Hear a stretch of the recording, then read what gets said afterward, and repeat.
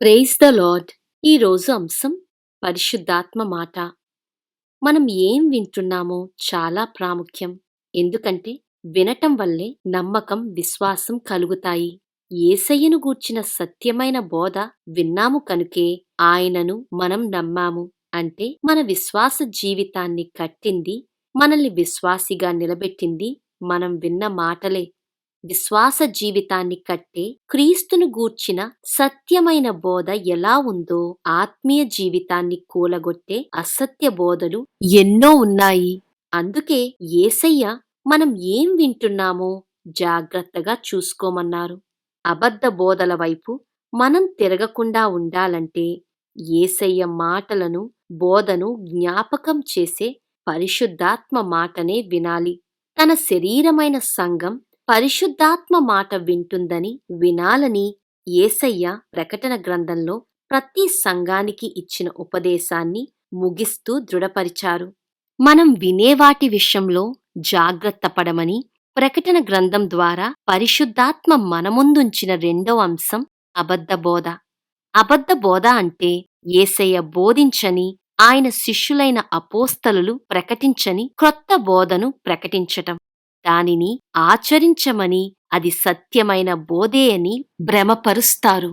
యేసయ్య బోధను, అపోస్తలుల ఉపదేశాన్ని వక్రీకరించి తప్పుగా ప్రకటించేవారు కొందరైతే, వాటికి అబద్ధాలను, లేని వాటిని కలుపుతూ ప్రకటించేవారు మరికొందరు. సత్యమైన క్రీస్తు బోధలోంచి కొన్ని అంశాలు తీసేసి ప్రకటించేవారు ఇంకొందరు. ఎలాగైతేనేం సత్యమైన క్రీస్తు బోధకు విరుద్ధమైనవన్నీ అబద్ధ బోధలే. ఈ అబద్ధ బోధలకు, అసత్య ప్రచారాలకు తండ్రి సాతానే. వాడు తన అనుచరులైన అబద్ధ క్రీస్తుల ద్వారానో, అబద్ధ ప్రవక్తల ద్వారానో, అబద్ధ బోధకుల ద్వారానో సూచక క్రియలు, మహత్కార్యాలు జరిగిస్తూ అబద్ధ బోధలతో సంఘాన్ని తప్పుడు మార్గంలో నడిపిస్తూ యేసయ్యకు దూరం చేస్తున్నాడు. సాతానుకు బాగా తెలుసు, మనం వినే మాటలను బట్టి మన అభిప్రాయాలలో, ఆలోచనలలో మార్పు వస్తుందని. ఆ మార్పు మన నిర్ణయాలపై ప్రభావం చూపుతుందని. అందుకే ఆదిలోనే సాతాను వాడి కుయుక్తి ద్వారా హవ్వను మోసం చేశాడు. సాతాను అనుచరుడైన సర్పం మాటలు హవ్వ వినింది కనుకే వాడు ఆమెను మోసం చేయగలిగాడు. ఆమె వాడికి అవకాశమిచ్చింది. హవ్వ దేవుని మాటపై నమ్మకాన్ని కోల్పోవటానికి, లేక దేవుని మాట అబద్ధమని అనుకోవటానికి, తాను మంచి చెడ్డల తెలివినిచ్చు వృక్షఫలం తిన్నా చనిపోను అనుకోవటానికి, మంచి చెడ్డలు ఎరిగిన వారై దేవతల వలె ఉంటారనుకోవటానికి కారణం సర్పం మాటలు వినటం వల్లే కదా. సాతాను అబద్ధపు మాటలు దేవుని మాటపై హవ్వకున్న విశ్వాసాన్ని కూల్చేశాయి. వాడి అబద్ధపు మాటలు ఈమెను ఎంతలా ప్రభావితం చేశాయంటే, దేవుని ఆజ్ఞను సైతం మీరి పాపం చేసేంతగా. దేవుని మాటపైన విశ్వాసమైన, సాతాను మాటపైన నమ్మకమైన, ఏ నమ్మకానికైనా వినటమే మూలం. హవ్వ సాతాను మాటను విని తన జీవితంలో పరిశుద్ధతను, నీతిని, మహిమను, దేవుని ప్రత్యక్ష సహవాసాన్ని, స్వేచ్ఛను, నివాసమైన ఏదెనును కోల్పోయింది. ఆమె ఇలా తనకు కలిగినవి, తన సొంతమైనవి, తనవైనవి, తాను ఆనందిస్తున్నవి అన్నిటినీ కోల్పోయింది. ఆమె ఏమేమి కోల్పోయిందో పాపం, దాని ఫలితం వీడియోలో ధ్యానించాం. మీరేం వింటున్నారో జాగ్రత్తగా చూసుకోండి అన్నారు యేసయ్య. ఆయన మాటను కలిగి దాని ప్రకారం జీవించేవానికే ఇస్తానన్నారు. అవి నిత్యజీవం, వాడబారని నీతి కిరీటం, వేకువ చుక్క, మన్నా, క్రొత్త పేరు, జీవవృక్ష ఫలాలు. ఇలా వాగ్దానాలన్నిటినీ ఆయన మాటలు కలిగిన వానికే ఇస్తారు. ఆయన మాటలు లేనివాని వద్ద నుండి కలదని అనుకున్నవి కూడా, తనకు కలిగినవి అనుకున్నవి కూడా తీసివేయబడతాయి అని యేసయ్యే చెప్పారు. అదేగా హవ్వ జీవితంలో కూడా జరిగింది. ఆమెలో దేవుని మాటలు లేవు. ఆమె ఆయన బోధలో, ఆజ్ఞలో నిలవలేదు. కాబట్టే ఆమె తనకు కలవని అనుకున్నవి, తనకు కలిగినవన్నీ కోల్పోయింది. దేవుని మాటలు విని దానియందు నిలిచిన వారే ఫలిస్తారని విత్తువాని ఉపమానం ద్వారా కూడా యేసయ్య తెలియజేశారు. ఫలించాలంటే ముందుగా వాక్యం వినాలి. ఎందుకంటే వినని వాని హృదయంలో వాక్యం విత్తబడే అవకాశమే లేదు. ఇక విత్తబడని వాక్యాన్ని అర్థం చేసుకొని నమ్మి దాని ప్రకారం జీవించి ఫలించే అవకాశమే రాదు. ఎప్పటికప్పుడు మనం ఏం వింటున్నామో, ఏ బోధల వైపు తిరుగుతున్నామో పరిశీలించుకోవాలి. తాం ఏం వింటున్నారో పరిశీలించుకోకుండా అబద్ధ బోధల వైపు తిరిగారు గనుకే పెర్గము, తుయతైర సంఘాలను యేసయ్య గద్దించారు. పెర్గము సంఘం మరణ వేదనకు గురై హతసాక్షి అయిన అంతిపయనను వేదనలు చూసి విశ్వాసాన్ని వదలలేదంటే దాని అర్థం వారు హతసాక్షులయ్యేందుకు కూడా సిద్ధంగా ఉన్న సంఘం.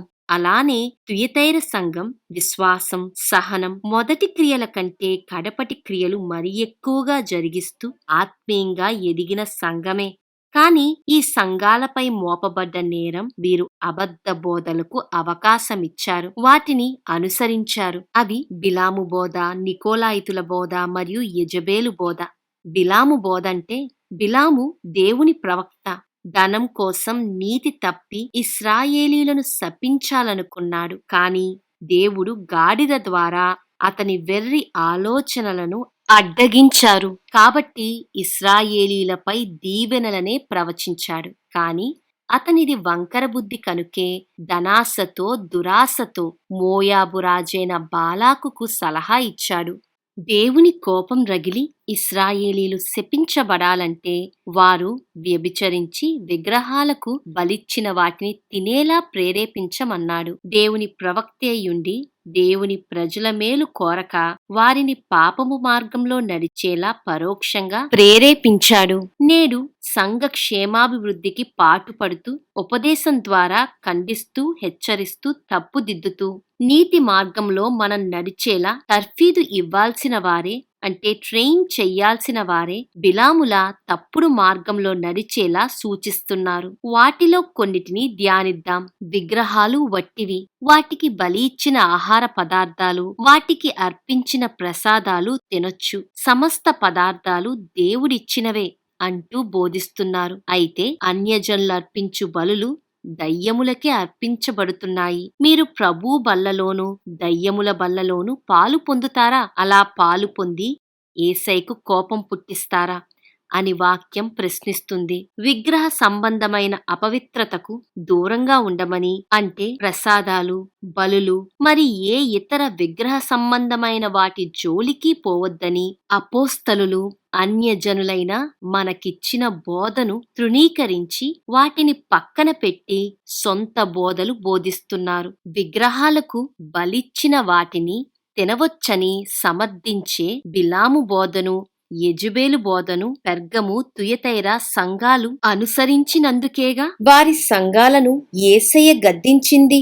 దైవజనులని పిలువబడిన వారే అన్యులను కలుపుకోవాలనో, వారిచే మెప్పు పొందాలనో, వారిని సంతోష పెట్టాలనో సంఘానికి దుర్బోధలు చేసి బిలాముల దేవుని కోపం రగిలేలా జనులను ప్రేరేపిస్తున్నారు. క్రీస్తు ఫొటోస్ ను, విగ్రహాలను, శిలువ ఆకారాన్ని సమ్మతించే బోధ గురించి తెలుసుకుందాం. పైన ఆకాశమందే గాని, క్రింది భూమి అందే కాని, భూమి క్రింద ఉన్న నీళ్లయందే కాని ఉన్న ఏ రూపాన్ని, విగ్రహాన్ని, ప్రతిమను చేసుకోకూడదు అనేదే రెండవ ఆజ్ఞ. ఈ ఆజ్ఞ ప్రకారం దీన్ని చెయ్యొద్దు అనేగా. ఈ ఆజ్ఞ ప్రకారమేగా దేవతల విగ్రహాలు, పటాలు, ఫోటోలు, వాటికి సంబంధించిన ఆకారాలేవి క్రైస్తవ ఇళ్లల్లో ఉంచం.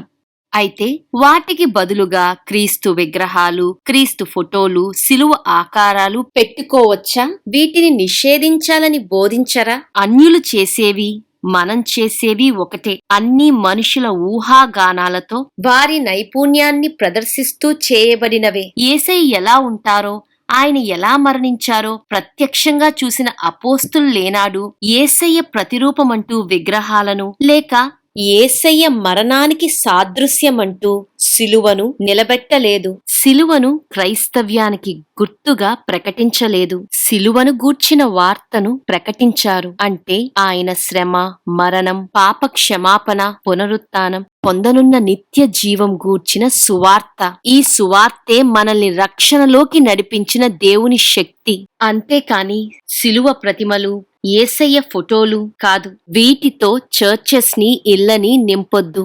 వాక్యంతో నింపండి. ఆ వాక్యమే మన ఆత్మలను రక్షించిన దేవుని శక్తి. అసలు శిలువ చిహ్నాన్ని పురాతన బాబిలోన్, ఈజిప్ట్, భారతదేశం, సిరియా మరియు రోమ్ వంటి వివిధ అన్య మతాల్లో కూడా ఉపయోగించారు. ఇది గ్రీకు దేవుడు బాచస్ యొక్క మతపరమైన ఆచారాలలో మరియు మెక్సికోలోని పూర్వ కొలంబియన్ సంస్కృతుల్లో కూడా కనిపిస్తుంది. క్రీస్తు విగ్రహాలకు, ఫోటోలకు, శిలువ ఆకారాలకు సాగిల పడరు, నిజమే. పూజించరు, అది నిజమే. కానీ వాటిపై ఆరాధన, గౌరవ భావం ఉన్నాయి కనుకే అవి పారవేయమన్నా, కాల్చమన్నా, చించమన్నా ఒప్పుకోరు. ఎందుకంటే అవి మీ హృదయాలలో క్రీస్తుకు ప్రతిరూపాలే. ఈ లోకంలో క్రీస్తుకు ప్రతిరూపంగా మారాల్సింది, ప్రతిరూపంగా నిలిచేది మనం మాత్రమే. మనమే ఆయన ప్రతిబింబంగా మారుతూ ఆయన ప్రేమను, సువార్తను చాటాలి. వివాహాన్ని నిషేధించే బోధలు ఉన్నాయి. వివాహాన్ని దేవుడెన్నడూ నిషేధించలేదు. దాన్ని స్థాపించింది ఆయనే. అయితే దేవుని రాజ్యం కొరకు, ఆయన సువార్త కోసం తమని తాము ప్రతిష్ఠించుకొని వివాహం చేసుకోకుండా జీవించడమనేది పూర్తిగా వారి వ్యక్తిగతమని యేసయ్యే నిర్ధారించారు. యేసయ్య వివాహాన్ని నిషేధించలేదు. అలానే విడాకులు తీసుకొని మరొకరిని పెళ్లి చేసుకోవచ్చనే బోధలను సమ్మతించలేదు. భర్తను విడిచి లేదా భార్యను విడిచి బ్రతికే అవకాశముంది, కానీ భర్త బ్రతికి ఉండగా లేక భార్య బ్రతికి ఉండగా మరొకరిని పెళ్లి చేసుకోవచ్చనే బోధను వాక్యం ఎప్పుడూ ఒప్పుకోలేదు. భర్త లేదా భార్య బ్రతికి ఉండగా మరొకరిని వివాహం చేసుకుంటే దానిని వ్యభిచారమన్నారు యేసయ్య. వివాహం చేసుకోని వ్యక్తితో సంబంధం కలిగి ఉండటం, అది వివాహానికి ముందైనా తర్వాతైనా జారత్వం. అలానే పురుషుడు పురుషునితో లేక స్త్రీ స్త్రీతో సంబంధం కలిగి ఉండటం లేక వివాహాలు చేసుకోవటం వాక్యం అంగీకరించని బోధ. మరియు దేవుడు స్త్రీగా పుట్టిస్తే పురుషునిగా మారటం లేక పురుషునిగా పుట్టిస్తే స్త్రీగా మారటం, వీరిని ట్రాన్స్జెండర్స్ అంటారు. ఇలా మారటం వాక్యానుసారం కాదు.